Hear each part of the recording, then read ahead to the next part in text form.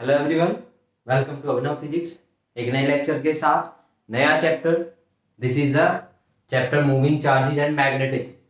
This is the chapter number 4 जो हम अब शुरू करने जा रहे हैं। हमने चैप्टर नंबर 1 को डिस्कस कर लिया है, that is the electric charging and electric field. We have already discussed the chapter number 2 is electric current, electric potential and capacitance, वो भी हम पहले डिस्कस कर चुके हैं। चैप्टर नंबर 3 भी डिस्कस हो चुका है, that is the electric current, जिसमें हमने ड्रिफ्ट वेलोसिटी पढ़ा था, किरचॉफ्स लॉ पढ़ा था, सेल्स के बारे में पढ़ा था, सेल्स का कॉम्बिनेशन पढ़ा था, सेल्स का इंटरनल रेजिस्टेंस पढ़ा था, मीटर ब्रिज पढ़ा था, ये सब हमने पढ़ लिए थे। ठीक है, रेजिस्टेंस क्या होता है ओम्स लॉ में, बेसिकली ओम्स में रेजिस्टेंस क्या होता है, R = ml upon ANE square tau, ये सब हमने पढ़ लिया है। तो जिस किसी ने भी वो सब लेक्चर्स नहीं देखे हैं, प्लीज आप उन लेक्चर्स को देखिए, उसके बाद इन लेक्चर्स को शुरू कीजिए। It will definitely help you. So आज हम शुरू करने जा रहे हैं अपना नया chapter, that is the moving charges and magnetism. आप सभी को पता है हमारे पास ना एक चीज होती है, उसको बोलते हैं मैग्नेट। हमारे पास हम क्लासिफाई करते हैं मटेरियल्स को उनके मैग्नेटिक प्रॉपर्टी के हिसाब से कि ये मैग्नेटिक प्रॉपर्टी शो कर रहा है या ये नहीं कर रहा। जो मैग्नेटिक प्रॉपर्टी शो नहीं करता, मतलब या तो वो मैग्नेट की तरह बिहेव करे या किसी मैग्नेट के पास जाके उसकी तरफ अट्रैक्ट हो जाए, तो हम उसको बोलते हैं कि ये क्या है, एक मैग्नेटिक मटेरियल है। जो मटेरियल मैग्नेटिक फील्ड को रेस्पॉन्ड नहीं करते उनको डाई एटॉमिक बोलते हैं, डाई मैग्नेटिक बोलते हैं। और जो मैग्नेटिक फील्ड के पास जाके मैग्नेटिक फील्ड क्या होता है, किसी भी मैग्नेट के चारों तरफ का वो जगह जहां पे दूसरा मैग्नेटिक मटेरियल एंट्री कर जाए। मान के चलिए ये एक मान के चलिए नॉर्थ पोल साउथ पोल ऐसे एक बार मैग्नेट रखी हुई है, ठीक है। अब इसके चारों तरफ एक ऐसा स्पेस जनरेट हो जाएगा जहां पे अगर कोई भी मान के चलिए कोई भी आयरन का मटेरियल मैं इसके नजदीक लेके आ रहा हूं, तो ये क्या करेगा, उसके ऊपर फोर्स लगाना शुरू कर देगा। तो इसके चारों तरफ का वो जो स्पेस होता है उसको क्या बोलेंगे, इसका मैग्नेटिक फील्ड। और मैग्नेटिक फील्ड को डिनोट किया जाता है बी से। B is the representation of magnetic field. अब देखते हैं ध्यान से, तो आप देखिए क्या होता है, हमारे पास एक मैग्नेटिक कंपास होती है। मैग्नेटिक कंपास कैसी होती है, बेसिकली ये मैग्नेट परमानेंट मैग्नेट होती है। ये परमानेंट मैग्नेट होती है जिसके अंदर एक नॉर्थ पोल होता है और एक साउथ पोल होता है। मैग्नेटिक कंपास के अंदर एक नॉर्थ पोल होता है और एक साउथ पोल होता है, और इसको आप किसी भी डायरेक्शन में मोड़ लो, किसी भी डायरेक्शन में टर्न करेंगे हमेशा नॉर्थ पोल और साउथ पोल में ही आके रुकेगी। इसीलिए इसका यूज डायरेक्शन बताने में भी किया जाता है, तो ये मैग्नेटिक कंपास होती है भाई, मैग्नेटिक कंपास। और ये हमेशा किस डायरेक्शन में आके रुकती है, ये हमेशा नॉर्थ पोल और साउथ पोल ऐसे डायरेक्शन में आके। अगर आप कंपास को ऐसे मोड़ेंगे, मतलब उसको ऐसे ट्राई करेंगे ना टर्न कर देंगे, वो फिर भी वहीं आके रुकेगी। तो हम मैग्नेटिक कंपास का यूज करते हैं।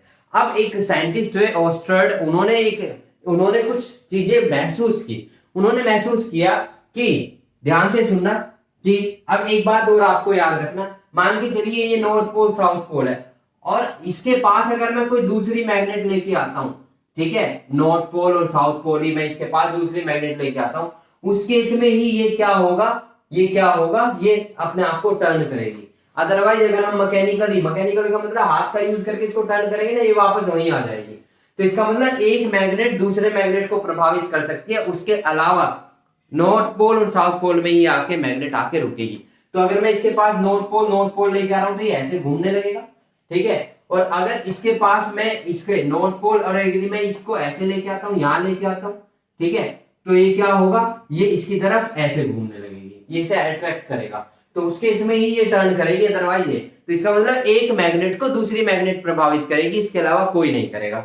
अब देखिए ओस्टर्ड ने एक बात को एक्सपीरियंस किया। ओस्टर्ड ने क्या एक्सपीरियंस किया, ओस्टर्ड ने एक्सपीरियंस किया कि जब किसी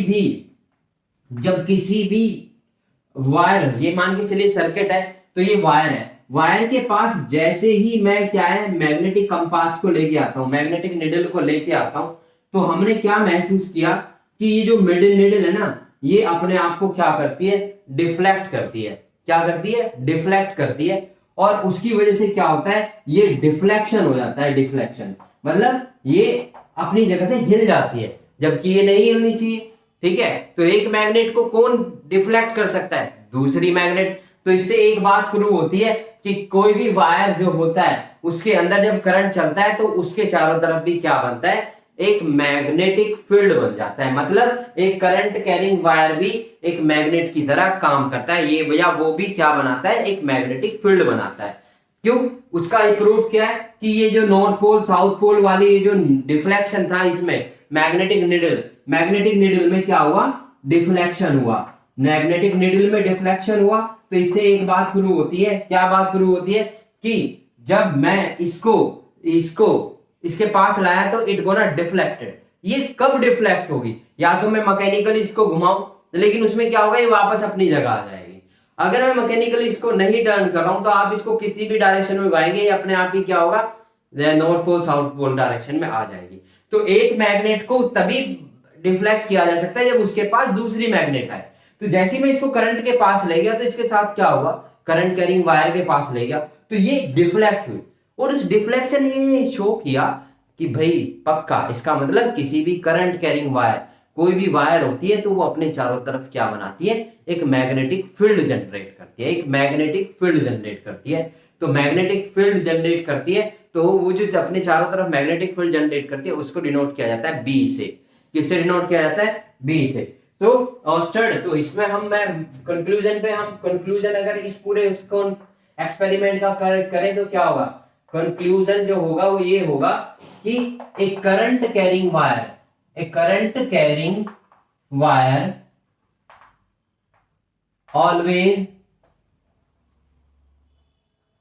generates a magnetic field. Always generates a magnetic field. A current carrying wire always generates a magnetic field. एक करंट कैरिंग वायर हमेशा मैग्नेटिक फील्ड जनरेट करता है, ऑलवेज जनरेट्स ए, और इसको बोलते हैं magnetic field induction. Magnetic field induction generates a magnetic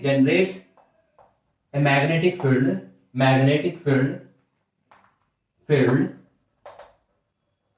B, और इसको डिनोट किया जाता है B से। And this process is called magnetic field induction. Magnetic field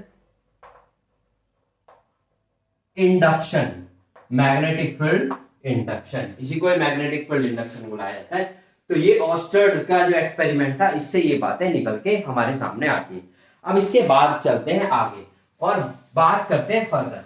अब बात ये आती है कि भाई मैग्नेटिक फील्ड की स्ट्रेंथ देखिए, याद रखना, एक मैग्नेट दूसरे मैग्नेट को अट्रैक्ट करने मतलब फोर्स लगा ले। इस दुनिया के अंदर 3 कंजर्वेटिव फोर्सेस होते हैं। कौन कौन से होते हैं कंजर्वेटिव फोर्सेस? एक हमारा होता है इलेक्ट्रोस्टैटिक फोर्स, एक आता है हमारा मैग्नेटिक फोर्स और एक ग्रेविटेशनल फोर्स। और इन तीनों की एक खास बात होती है कि हर इन तीनों फोर्स का ना अपना एक फील्ड होता है। फील्ड क्या होता है कि मान के चलिए ये चार्ज रखा हुआ है Q, ठीक है, तो इसके चारों तरफ क्या होगा, एक ऐसा स्पेस होगा, अगर वहां पे कोई दूसरा चार्ज एंट्री कर जाए तो ये इसके ऊपर फोर्स लगाना शुरू कर देगा। अब ये खुद तो यहाँ रखा हुआ है लेकिन इसकी पहुंच कहाँ है, इस पूरे जोन में है। तो इसका ये जो स्पेस होगा इसको हम क्या बोलेंगे, इसका इलेक्ट्रिक फील्ड बोलेंगे। तो चार्ज की वजह से इलेक्ट्रिक फील्ड। ऐसी अर्थ होती है, जैसे मान के चलिए हम अर्थ के ऊपर यहाँ है, वी आर एट अर्थ, ये हमारी अर्थ है। अब मैं किसी ऑब्जेक्ट को ऐसे फेंक रहा हूं लेकिन ये वापस आ जा रहा है। अब मैं किसी को फेंक रहा हूं ऊपर, ये वापस आ रहा है, क्या कोई वायर बंधा हुआ है? नहीं, लेकिन ये वापस आ रहा है। तो एक पॉइंट ऐसा भी होगा ना कि जब आपने इसको बहुत दूर फेंक दिया तो ये वापस ना आए, तो वो जो बहुत दूर वाला पॉइंट है उसको रेडियस मान के अगर मैं एक ऐसे स्फेरिकल स्पेस जनरेट कर दूं तो वो अर्थ का क्या होगा, ग्रेविटेशनल फील्ड होगा। तो हर फोर्स का अपना एक फील्ड होता है। तो ऐसे ही यहाँ पे इसका भी अपना एक, तो ऐसे ही मैग्नेट रखी हुई है, तो ये मान के चलिए ये एक मैग्नेट है, तो इसके चारों तरफ का वो स्पेस जहां पे कोई दूसरा मटेरियल, अगर मैग्नेटिक मटेरियल आ जाए तो ये उसके ऊपर फोर्स लगाना शुरू कर देती है। तो इसके चारों तरफ का वो जो स्पेस होता है उसको बोलते हैं हम क्या, इसका मैग्नेटिक फील्ड। और मैग्नेटिक फील्ड को डिनोट किया जाता है बी से। Magnetic field is denoted by B. Magnetic field is denoted by B. Electric field is denoted by E. अब आगे चलते हैं। और gravitational field is denoted by I. Gravitational field intensity denoted by I. अब आगे चलते हैं। देखिए अब क्या हुआ कि बात अब ये आती है कि भाई कितना मैग्नेटिक फील्ड जनरेट होता है। मान के चलिए ये एक वायर है, ये एक वायर है, दिस इज ए वायर, और इस वायर का अंदर करंट चल रहा है कितना, आई करंट चल रहा है, I current is flowing through this wire. और इस वायर का ना मैं एक छोटा सा टुकड़ा ले लेता हूं, एक छोटा सा टुकड़ा, और वो जो छोटा सा टुकड़ा है उसको हम क्या बोलते हैं, लेंथ एलिमेंट। और वो जो छोटा सा टुकड़ा होता है उसको डिनोट करते हैं हम डीएल से, डीएल, और इसको बोलते हैं हम लेंथ एलिमेंट। तो डीएल इज इक्वल टू क्या होगा, लेंथ एलिमेंट। याद रखना है ये टर्म्स, लेंथ एलिमेंट। अब ध्यान से सुनना, जब हम लेंथ एलिमेंट जो डीएल लिया है उसमें जब करंट की मल्टीप्लाई कर देंगे, मतलब आई डीएल, तो वो बन जाता है हमारा क्या, करंट एलिमेंट, करंट एलिमेंट। अब ध्यान से देखना, एक साइंटिस्ट हुए बायोट सावर्ट्स, बायोट सावर्ट्स। तो हम यहां जो पढ़ रहे हैं वो बायोट सावर्ट्स लॉ पढ़ रहे हैं, बायोट सावर्ट्स लॉ। तो बायोट सावर्ट्स ने क्या बताया, बायोट सावर्ट्स ने बताया कि मान के चलिए आपने एक छोटा सा टुकड़ा लिया है डीएल, और इसके अंदर जो करंट चल रहा है वो कितना चल रहा है, आई। तो आई की मल्टीप्लाई कर दी तो ये हो गया मेरा आइडियल। इस छोटे से टुकड़े की वजह से किसी भी पॉइंट, मान के चलिए एक पॉइंट है पी, यहां पे कितना मैग्नेटिक फील्ड बन रहा है, इस छोटे से टुकड़े की वजह से कितना मैग्नेटिक फील्ड बन रहा है, वो किन किन चीजों के ऊपर डिपेंड करेगा। मान के चलिए इसकी और इसके बीच की जो दूरी है, ये एलिमेंट है ए बी, और इसके बीच की दूरी मान के चलिए क्या है, आर। ये तो इसका रेडियस वेक्टर हो गया आर, ठीक है। और इसके, अब इस करंट एलिमेंट और आर के बीच में जो एंगल है मान के चलिए वो क्या है, थीटा, वो क्या है, थीटा है। तो उसने ये बताया, तो according to Biot Savart's law के according, according to Biot Savart's law, according to Biot Savart's law, Biot Savart's law के अनुसार क्या होता है, द मैग्नेटिक फील्ड इंडक्शन। अभी बता चुका हूं मैग्नेटिक फील्ड इंडक्शन क्या होता है। मैग्नेटिक फील्ड इंडक्शन, अब क्योंकि ये जो वायर है ये बहुत छोटा सा टुकड़ा हमने लिया है, तो इससे जो मैग्नेटिक फील्ड इंडक्शन होगा वो भी थोड़ा सा होगा, उसको डिनोट करेंगे हम डीबी से, डीबी से। Magnetic field induction dB, due to a small current element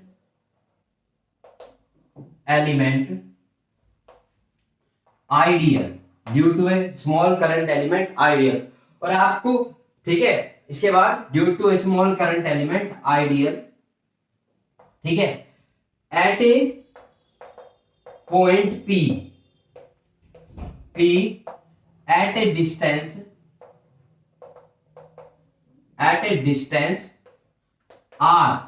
eight a distance r, point P कितनी दूरी पे, आर पे, मेकिंग एन एंगल, ठीक है, एट ए डिस्टेंस आर, ठीक है, is found to be, direct ये क्वेश्चन भी आ जाता है, what is Biot Savart's law, it's found to be number one. अब समझते हैं, ध्यान से सुनना। बायोट ने बताया कि मैग्नेटिक फील्ड इंडक्शन जो होगा वो किस किस के ऊपर डिपेंड करता है। नंबर वन, उसने बताया कि वहां पे इसकी वजह से इस पॉइंट पे कितना मैग्नेटिक फील्ड होगा, डीबी, वो डायरेक्टली प्रोपोर्शनल होगा आइडियल के। आइडियल का मतलब ये हो गया कि जितना हैवी करंट चल रहा होगा उतना ही ज्यादा मैग्नेटिक फील्ड प्रोड्यूस हो रहा होगा। Higher the current, high will be the magnetic field induction. Alright. Number two, उन्होंने बताया कि dB is inversely proportional to r square, dB is inversely proportional to r square. जो मैग्नेटिक फील्ड इनवर्ट होता है, production of magnetic field होता है, inversely proportional होता है आर स्क्वायर के। ये जितना आप दूर जाओगे उतना इसकी स्ट्रेंथ कम होती चली जाती है। उन्होंने थर्ड पॉइंट बताया कि dB is directly proportional to sine theta, इसके ऊपर भी डिपेंड करता है। और देखिए आपको ये समझना पड़ेगा कि जैसे हमारा F इज इक्वल टू पढ़ा होगा आपने, F is equal to Newton का second law dP upon dt, force is equal to होता है rate of change of momentum with respect to time. अब ये जो लॉ है ये कोई प्रूव नहीं है, इसको प्रूव नहीं करना, ये एग्जिस्ट करता है, ये फंडामेंटल लॉ है, इनको हमने एक्सपीरियंस किया है, इनका कहीं भी डेरिवेशन नहीं होता है। इसी तरीके से ये जो हम पढ़ रहे हैं ना अभी, ये उनके एक्सपीरियंस है, या उन्होंने जो एक्सपीरियंस किया एक्सपेरिमेंट के थ्रू, ये कहीं भी डिराइव नहीं किए जा सकते। Fundamental laws can not be derived, ये फंडामेंटल लॉ है, F is equal to m a, ये फंडामेंटल लॉ है, इसको ड्राइव नहीं किया जा सकता, ये एग्जिस्ट करता है नेचर में। इसी तरीके से ये जो उसने देखा कि dv directly proportional to IDL, dv is inversely proportional to r square and dv directly proportional to sin theta. अब याद रखना, जब एक ही चीज, ध्यान से सुनना, जब एक ही चीज अलग अलग चीजों के डायरेक्टली प्रोपोर्शनल हो तो आप इन सब की मल्टीप्लाई कर दो, तो इनकी मल्टीप्लाई करके जो आता है वो भी क्या होता है, डायरेक्टली प्रोपोर्शनल ही होता है। तो इसका मतलब उस अकेले का, तो हम इसको कंबाइन कर देंगे तो हम क्या लिख सकते हैं कि dv is directly proportional to IDL sin theta upon r square. This is the Biot Savart's law. अब हमने प्रोपोर्शनलिटी का साइन रिमूव करना है। देखिए ध्यान से सुनना, मान के चलिए ये स्मॉल करंट एलिमेंट है, ये छोटा सा, इसके अंदर छोटा सा हमने टुकड़ा लिया, इसकी वजह से इस इतनी दूरी पे मैंने मैग्नेटिक फील्ड निकाला, कितना मैग्नेटिक फील्ड बन रहा है। अब यहाँ तो एयर है, अगर मैं इसको उठा के वाटर में रख दूं तो हमने नोटिस किया कि मैग्नेटिक फील्ड जो था वो अलग आ रहा है, फिर दूसरे मीडियम में रखा तो अलग आ रहा है। तो इसका मतलब ये हुआ कि यहाँ पे ना IDL sin थीटा के साथ साथ एक इंपॉर्टेंट फैक्टर और है, और वो है मीडियम। आप किस मीडियम में ऑब्जर्व कर रहे हो। तो यहाँ पे जब हम प्रोपोर्शनलिटी का साइन हटाते हैं तो dv इज इक्वल टू आता है म्यू नॉट अपॉन 4 पाई, mu naught upon 4 pi IDL sin theta upon r square, IDL sin theta upon r square.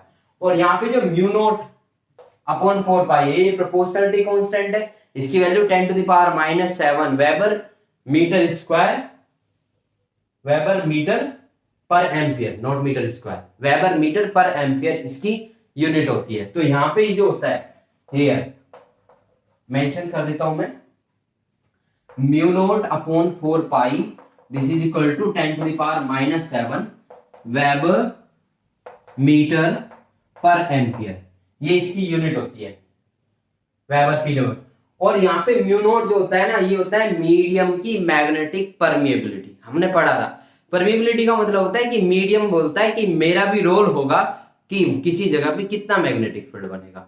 और यहाँ पे जो म्यू नॉट होता है, ये होता है एयर के लिए। जैसे जैसे मीडियम चेंज होता है, इस म्यू नॉट की वैल्यू भी वहां पे हर मीडियम के लिए इसकी वैल्यू अलग अलग आती है, ठीक है। बट यहाँ पे हम क्या मान के चल रहे हैं कि यहाँ पे हम इसको ऑब्जर्वेशन को एयर या वैक्यूम में ऑब्जर्व कर रहे हैं। तो हमारे पास ये जो लॉ बन जाता है, ये लॉ कंप्लीटली क्या बन जाता है, ये बन जाता है हमारा बायोट-सावर्ट्स लॉ।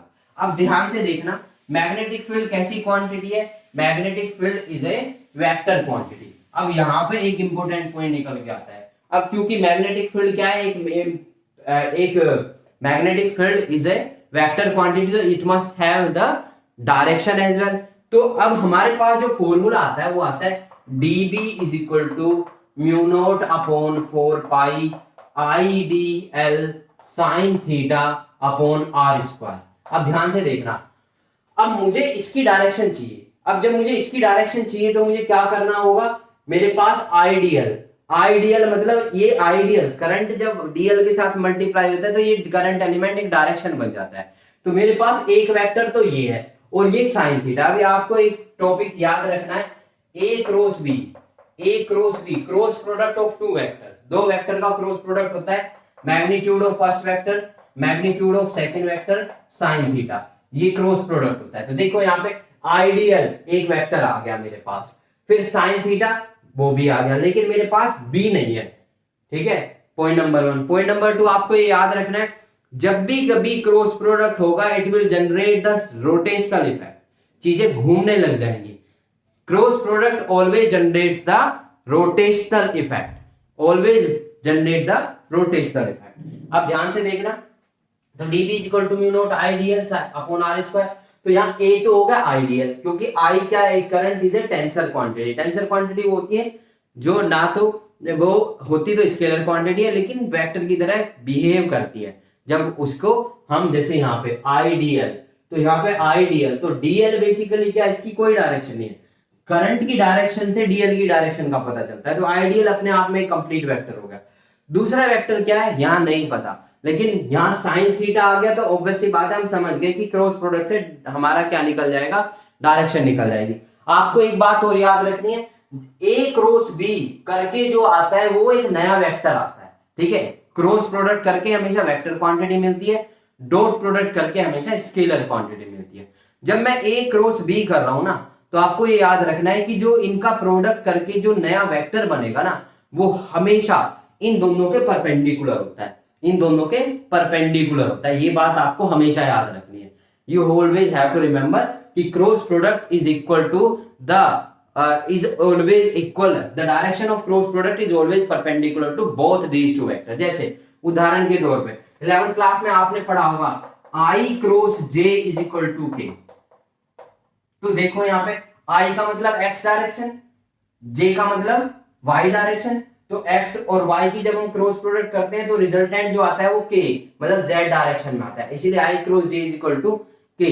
तो इसका मतलब ये हो गया, ध्यान से देखना सभी, आई हैव टू वेक्टर्स, मेरे पास दो वेक्टर है, ये दो वेक्टर है, एक वेक्टर ये है, एक वेक्टर ये है।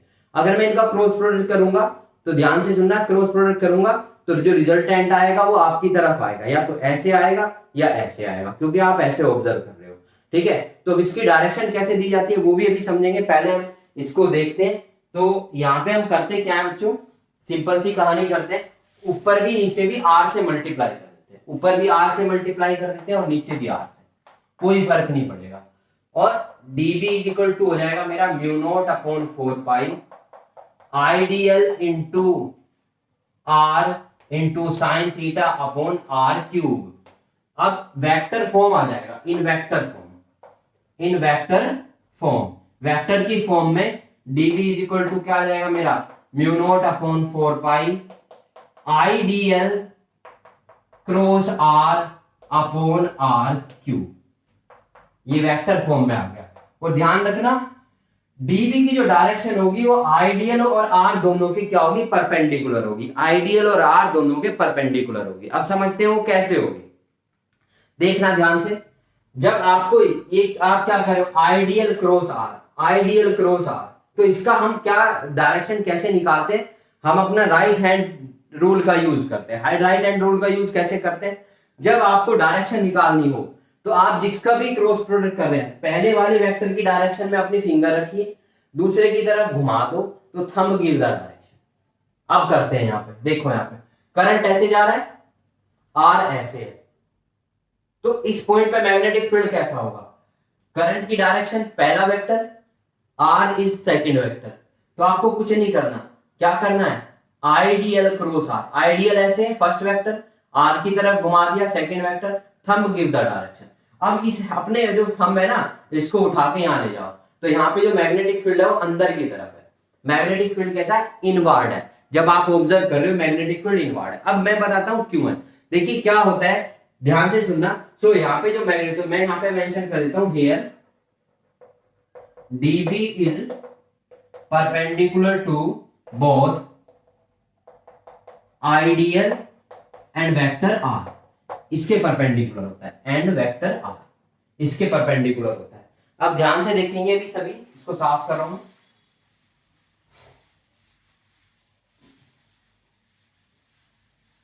अब इसकी डायरेक्शन को समझते हैं। मान के चलिए मेरे पास ये एक वायर है और इसके अंदर करंट चल रहा है, क्या, ये मैंने एक टुकड़ा ले लिया यहाँ पे और यहाँ ले लिया ये मैंने आइडियल, ध्यान से देखना। तो इसकी वजह से जो मैग्नेटिक फील्ड बनता है ना, वो कैसे बनता है, इसके चारों तरफ वो जो मैग्नेटिक फील्ड बनता है वो ऐसे बनता है, सर्कुलर पाथ मैग्नेटिक, क्योंकि मैग्नेटिक फील्ड ना हमेशा क्लोज लूप बनाते हैं, मैग्नेटिक फील्ड हमेशा क्लोज लूप बनाते हैं। मैग्नेटिक फील्ड लाइंस जो होती है वो हमेशा क्लोज लूप बनाती हैं। इलेक्ट्रिक फील्ड लाइंस क्या होती है, पॉजिटिव से शुरू होकर निगेटिव पे जाके या इन्फिनिटी तक कहीं तक भी जा सकती है, मतलब, लेकिन ये क्या होंगे, हमेशा क्लोज लाइन बनाएंगे। अब ध्यान से देखना, अब हमें ये कैसे पता चलेगा कि इसके चारों तरफ लूप ऐसे घूम रहा है या ऐसे घूम रहा है, उसके लिए हम क्या करेंगे, ध्यान से सुनना। ये एक वायर है, इसके चारों तरफ ऐसे मैग्नेटिक फील्ड बन रहा है, ये सब मैग्नेटिक फील्ड बन रहे हैं इसके चारों तरफ, ठीक है। अब मुझे कैसे पता चलेगा, how will I get to know कि मैग्नेटिक फील्ड ऐसे घूम रहा है या ऐसे घूम रहा है। तो इसके लिए आपको कुछ नहीं करना है, अपना राइट हैंड यूज करना है और उसे करंट की डायरेक्शन में रखो। करंट ऊपर को जा रहा है ना, तो थंब भी ऊपर को कर लो और ऐसे घुमा। तो ऐसे घूमने का मतलब ये हो गया कि, ऐसे घूमने का मतलब ये हो गया कि जो लूप है वो ऐसे बन रहा है, मतलब यहां से तो फील्ड लाइंस ऐसे हैं और यहां से फील्ड लाइन अंदर की तरफ है। ध्यान से सुनना, देखिए जब भी कोई चीज सर्कुलर पाथ में चलती है तो डायरेक्शन कैसे देते हैं, उस पॉइंट पे टेंजेंट ड्रॉ करके, to by drawing a tangent. अब ध्यान से सुनना, जब ये ऐसे चल रहा है, अब मान के चलिए ये आइडियल से ये जो आर ये ऐसे है, ये 90 डिग्री होगा, तो IDL sine theta is equal to 90 degree होगा। अब डायरेक्शन की बात करते हैं, तो यहाँ पे मुझे डायरेक्शन बतानी है, तो डायरेक्शन कैसे बताऊंगा, आइडियल ऐसे, ठीक है, dB इज इक्वल टू क्या होगा, dB इज इक्वल टू होगा मेरा IDL cross r upon r cube, तो इन म्यू नॉट अपॉन 4 पाई। अब मुझे dB की डायरेक्शन बतानी है, तो क्या करना है, आइडियल और आर का क्रॉस प्रोडक्ट करना है। अब ये आइडियल ऐसे, आर ऐसे है, तो आइडियल क्रॉस आर, तो इस पॉइंट पे मैग्नेटिक फील्ड अंदर की तरफ है। जब ये ऐसे घूम रहा है तो इस पॉइंट पे मैग्नेटिक फील्ड कैसा होगा, अंदर की तरफ होगा, अंदर इस पर्टिकुलर पॉइंट पे। अगर मैं यहां लेने लग जाऊं इस पॉइंट को, ध्यान से देखना, अगर ये आर में यहां लेने लग जाऊं, यहां,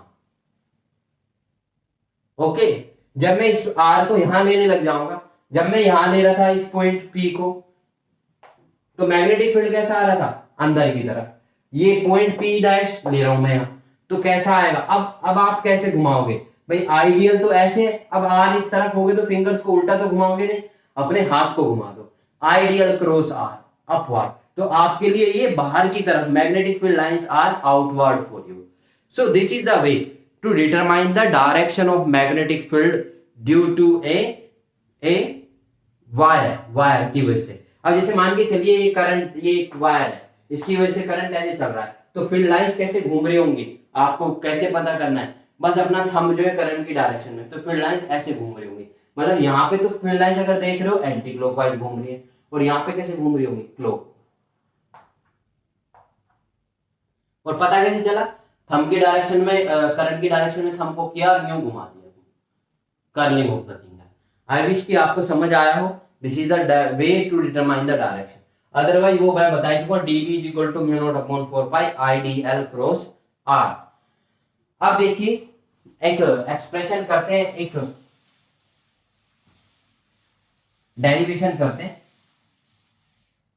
और डेरिवेशन क्या है ये समझते हैं।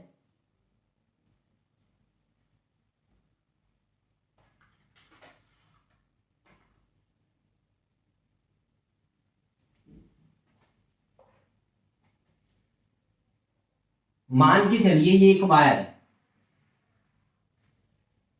This is a wire, okay, perhaps not visible.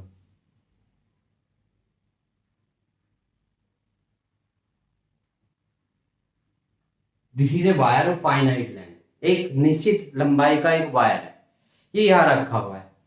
इसके अंदर जो करंट चल रहा है वो कितना चल रहा है, आई करंट चल रहा है। ध्यान से सुनना, अब इस वायर की वजह से आपने क्या करना है, एक निकालना है मैग्नेटिक फील्ड। इस वायर से मान के चलिए पॉइंट पी आपने सेलेक्ट कर लिया। अब इस पॉइंट पी पे इस पूरे वायर की वजह से मान के चलिए ये जो पॉइंट पी है ना, इस वायर से ए दूरी पे, कितनी दूरी पे, ए दूरी पे,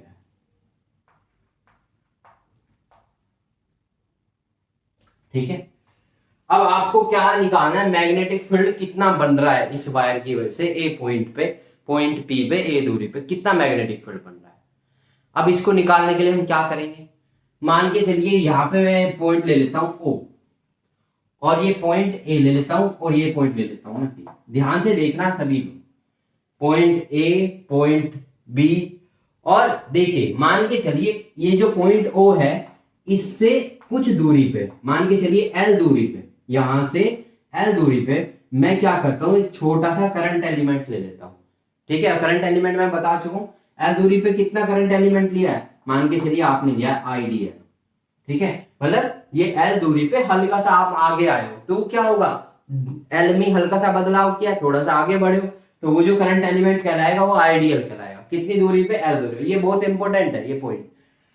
अब मान के चलिए ये जो पॉइंट पी है ये इससे कितनी दूरी पे है, ये इस टुकड़े से कितनी दूरी पे, आर दूरी पे, और ये इसके साथ जो एंगल बना रहा है ये बना रहा है थीटा। कितना एंगल बना रहा है, थीटा। मान के चलिए ये जो एंगल बना रहा है ये बना रहा है फाई। ध्यान से देखना, ये जो एंगल बना रहा है ये यहां इस पॉइंट पे जो आर वेक्टर बना रहा है, ये जो आर है ये इस पॉइंट पी पे तो फाई एंगल बना रहा है, और ये आर आइडियल के साथ एंगल बना रहा है थीटा।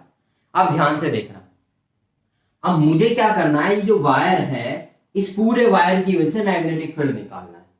तो हम क्या करेंगे, देखिए वायर की लंबाई हमें दी हुई नहीं है, लेकिन एक बात बताइए, अगर मैं वायर के ये जो दो पॉइंट है ये यहां से एक लाइन ड्रॉ करूं तो ये इसके साथ कोई एंगल बनाएगा या नहीं बनाएगा? ऐसे इसका ये एक्सट्रीम पॉइंट है, ये भी इसके साथ कुछ ना कुछ एंगल बनाएगा। तो मान के चलिए ये जो एंगल ये बना रहा है, ये वाला, ये इस एंगल को लिख रहा हूं मैं φ1, और ये जो एंगल बना रहा है इसको लिख रहा हूं मैं φ2।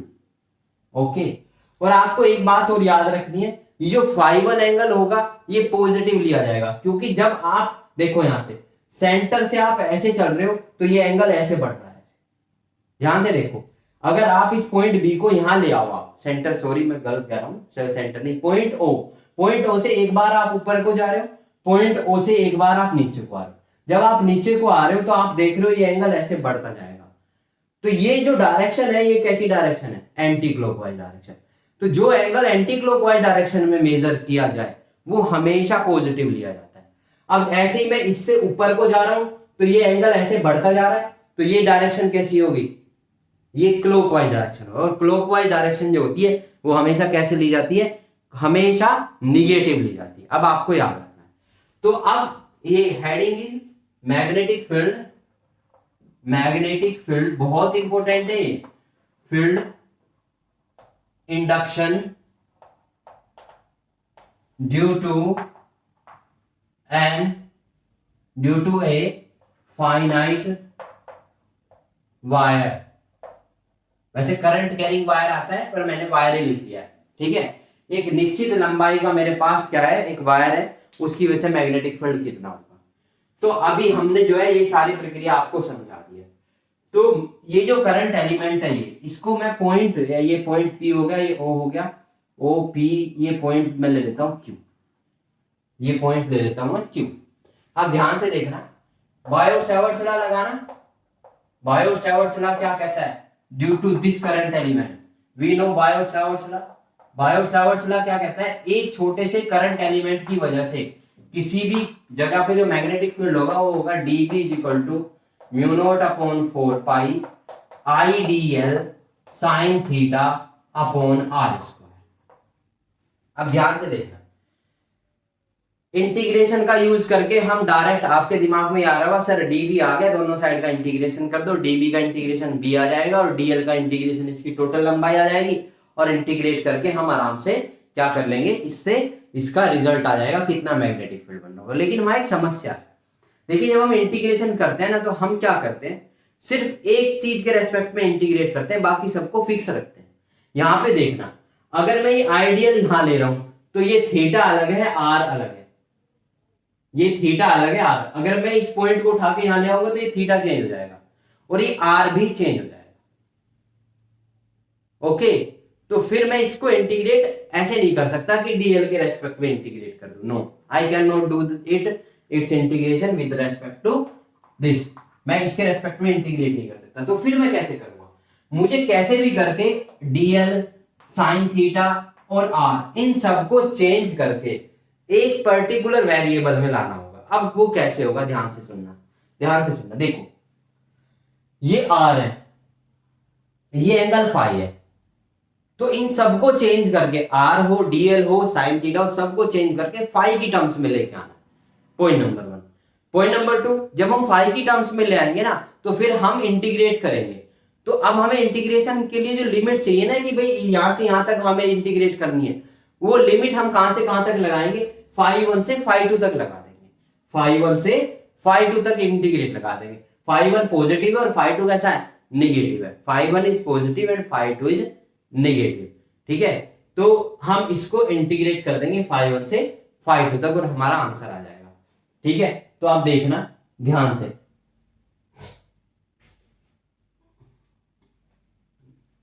कैसे करेंगे। सबसे पहले ट्रायंगल लेते हैं, फ्रॉम ट्रायंगल OPQ, ट्रायंगल लेते हैं OP। ट्रायंगल OPQ में क्या है बच्चों, ध्यान से देखना, थीटा प्लस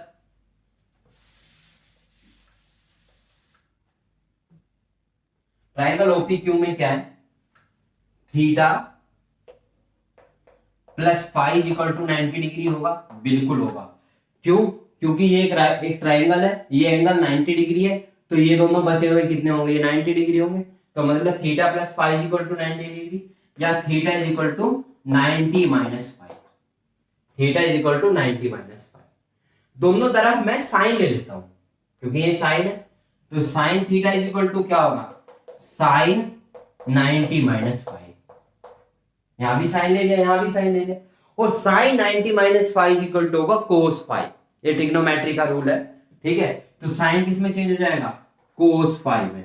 तो मैं ये लिख सकता हूं sine theta is equal to cos five.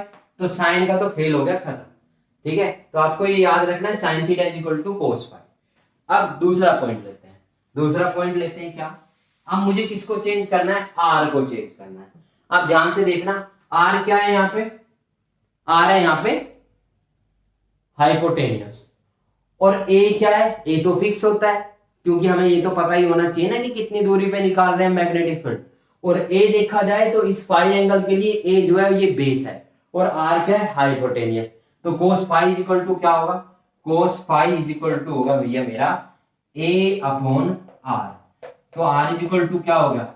A upon cos phi, या 1 upon cos phi is equal to a sec phi. तो मेरा आर भी आ गया इन फॉर्म ऑफ फाई। अब बचा क्या? डीएल। अब ध्यान से देखना एवरीवन, ये पूरा एल है, ये ए है, तो टेन फाई क्या होगा?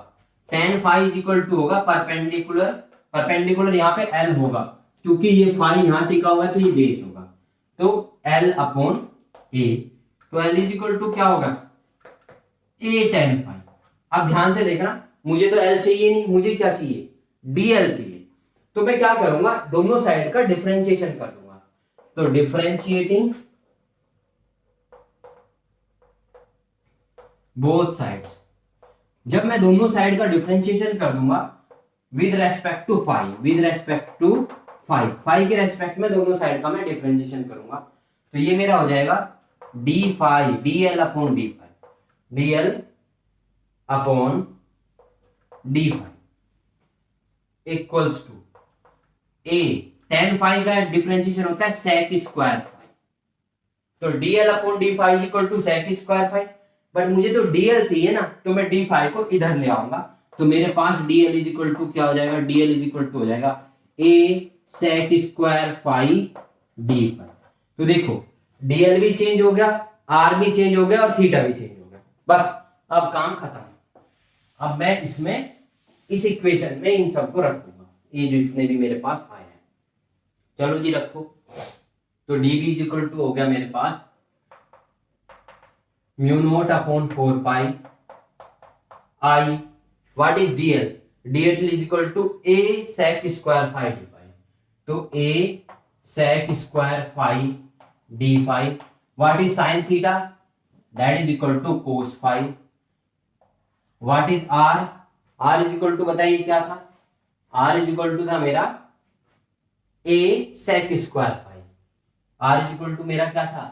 ए सेक स्क्वायर फाई। तो आर की जगह ए सेक फाई था, सेक स्क्वायर, ये ऐसे होगा, ठीक है। अब देखो भाई, इसको मैं नीचे से साफ कर रहा हूं।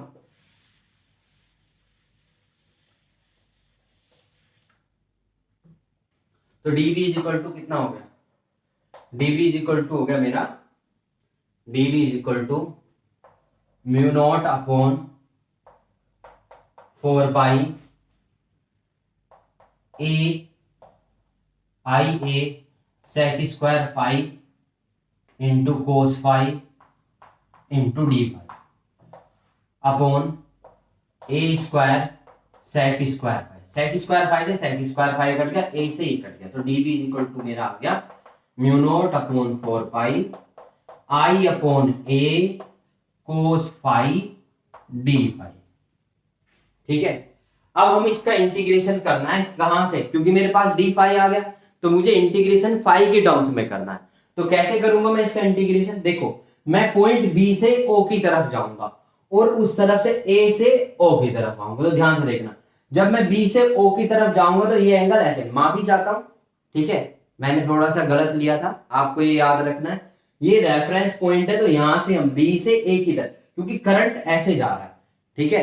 तो पॉइंट नंबर 1, पॉइंट नंबर 2, अगर करंट को मैं बुला दूं तो इसका एक्सट्रीम पॉइंट ये है, तो जब मैं बी से ओ की तरफ जाऊंगा तो ये एंगल ऐसे चल रहा है, ये एंगल ऐसे घट रहा है, तो इसका मतलब ये होगा कि ये एंगल क्लॉकवाइज में और ये वाला एंगल एंटी क्लॉकवाइज में। तो फाई 1 को जो लूंगा मैं माइनस लूंगा, क्योंकि क्लॉकवाइज में जो एंगल होते हैं वो माइनस में लिए जाते हैं और एंटी क्लॉकवाइज में एंगल प्लस में लिए जाते हैं। तो फाई 1 जो होगा वो निगेटिव होगा और फाई 2 जो होगा वो पॉजिटिव होगा। तो अब आपको क्या करना है, लिमिट भी मिल गई, तो integrating both sides, integrating both sides, integrating both sides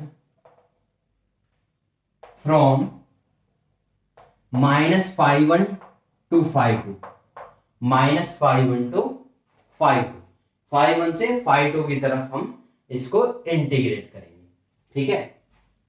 अब देखना भैया, तो दोनों साइड का इंटीग्रेशन क्या, डीवी का इंटीग्रेशन तो आ गया B, mu naught upon 4 pi आ गया बाहर, I upon a integration minus phi 1 से phi 2 cos phi D phi. अब आपको याद रखना है कोस फाई का इंटीग्रेशन होता है प्लस साइन फाई, ठीक है, और कोस फाई का डिफरेंशिएशन होगा माइनस साइन फाई, बट हम इंटीग्रेट करें तो पॉजिटिव आएगा। तो ये हमारा आ जाएगा अब क्या, अब हमारा ये आ जाएगा कुछ इस तरीके से, इसको मैं साफ नहीं, इसको साफ नहीं करते, इसको भी साफ कर देता हूं। तो मेरे पास आ गया b is equal to mu naught upon 4 pi I upon a cos phi का इंटीग्रेशन आ गया साइन फाई और फाई 1 माइनस फाई 1 से प्लस फाई 2 तक। अब हम इसमें लगाएंगे फॉर्मूला अपर लिमिट माइनस लोअर लिमिट वाला, आई अपॉन ए अपर लिमिट कितनी है साइन फाई 2, साइन फाई 2 फिर माइनस साइन माइनस फाई 1, ये फॉर्मूला होता है इंटीग्रेशन में, upper limit minus lower limit, lower upper limit phi 2 है, लोअर लिमिट माइनस। अब आपको याद रखना है sine minus x is equal to minus sine x होता है, और cos minus x is equal to होता है प्लस कोस, ठीक है। कोस में अंदर माइनस हो या प्लस हो, ये हमेशा प्लस ही रहता है, लेकिन ये माइनस बाहर आ जाता है। तो ऐसे ही अब हम यहाँ पे यूज करेंगे इस वाली एंटिटी का, ट्रिग्नोमेट्रिक एंटिटी का। तो b इज इक्वल टू मेरे पास आ जाएगा b is equal to mu naught upon 4 pi I upon a, और ये हो जाएगा साइन फाई 2, ये भी पॉजिटिव होगा, ये भी पॉजिटिव, तो sine phi 1 plus sine phi 2। बहुत इंपॉर्टेंट रिलेशन है, this is a very important relation, very very important relation, you have to remember this relation, ठीक है। अब इसको मैं साफ कर रहा हूं पूरे को, इसको अच्छे से लिख लेना, नोट कर लेना। अब इसके बाद इसमें कुछ स्पेशल केसेस है जिसमें से क्वेश्चन आता है, special cases, special cases. Special case क्या होते हैं भाई, देखना। अगर मैं इस वायर की लंबाई को बढ़ाता जाऊंगा तो ये फाई 1 और फाई 2 जो है ये बढ़ते जाएंगे।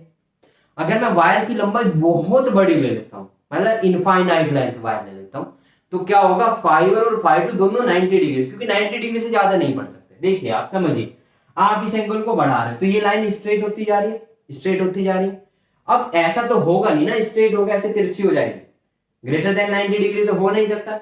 तो आप इस एंगल को जितना बढ़ाते जाओगे इस लेंथ को या इस लेंथ को जितना बढ़ाते जाओगे, ये एंगल क्या है, बढ़ते जाएंगे, और जब वायर की लेंथ बहुत बड़ी हो जाएगी तो उसको बोलते हैं इनफाइनाइट लेंथ, ठीक है।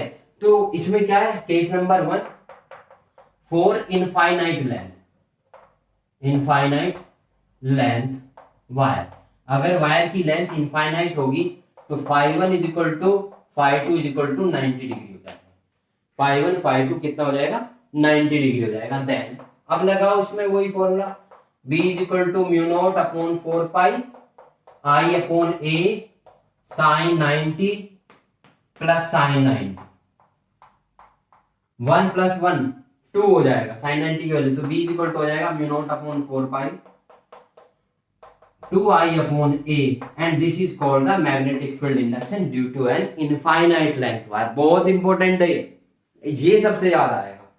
अगर ये वाला पॉइंट, मान लीजिए इसकी लेंथ तो फाइनाइट है और इस पॉइंट को उठा के मैं इसके बहुत नजदीक ले आऊं, मतलब इस एंड पे ले आऊं, तो आप नोटिस करोगे एक एंगल 90 डिग्री हो जाएगा, क्योंकि जैसे ही मैं इसको नीचे लाऊंगा नीचे लाऊंगा तो ये एंगल लगातार बढ़ता जाएगा और ये एंगल लगातार घटता जाएगा। और मान के चलिए ये पॉइंट मैं इसके बहुत नजदीक रख रहा हूँ, तो ये पॉइंट एक एंगल लगभग 90 डिग्री हो जाएगा और एक एंगल लगभग 0 डिग्री हो जाएगा।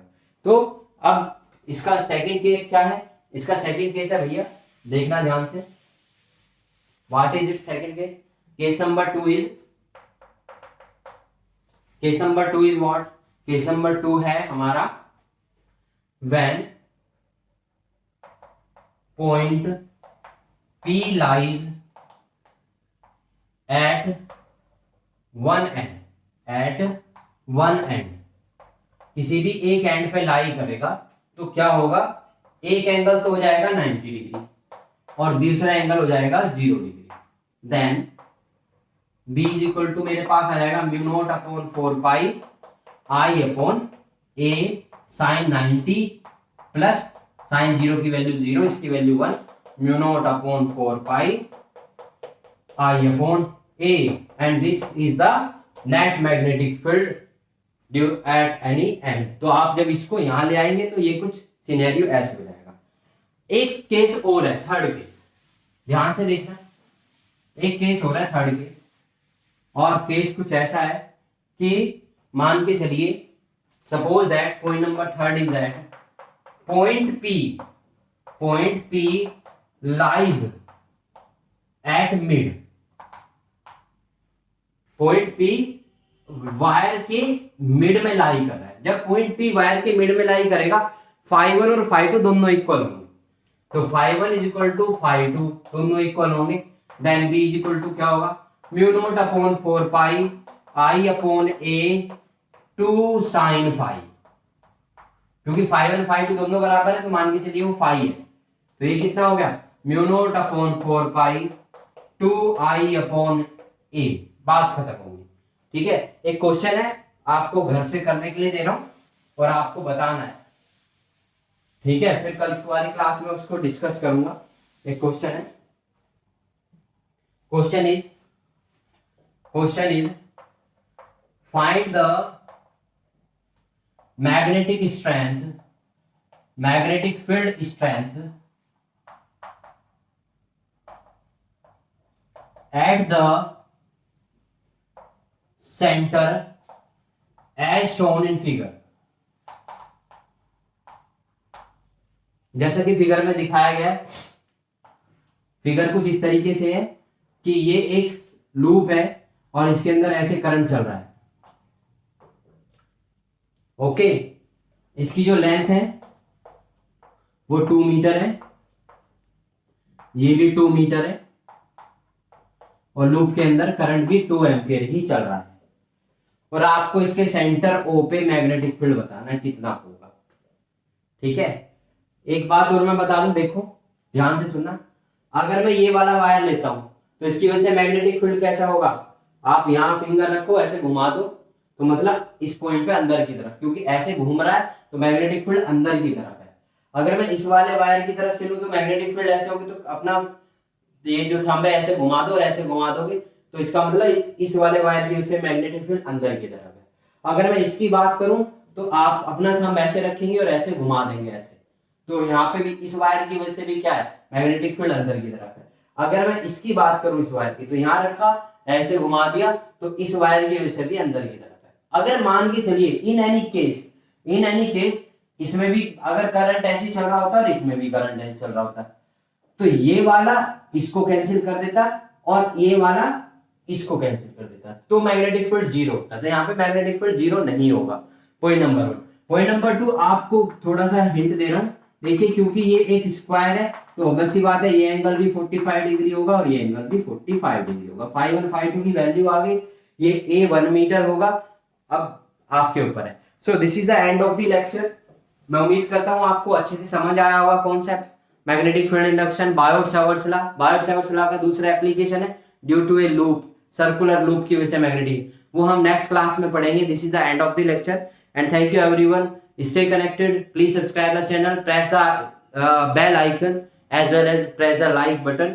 और ज़्यादा से ज़्यादा शेयर करें जिससे कि ज़्यादा से ज़्यादा लोगों को इसका बेनिफिट मिल सके। आई नो कि YouTube पे बहुत सारा कंटेंट पड़ा हुआ है, बट मेरा एक एफर्ट है कि मैं उसको और बेहतर वे में आप लोगों को बता पाऊँ, समझा पाऊँ। This is the only effort. So this is the end of the lecture. Thank you everyone. Have a nice day.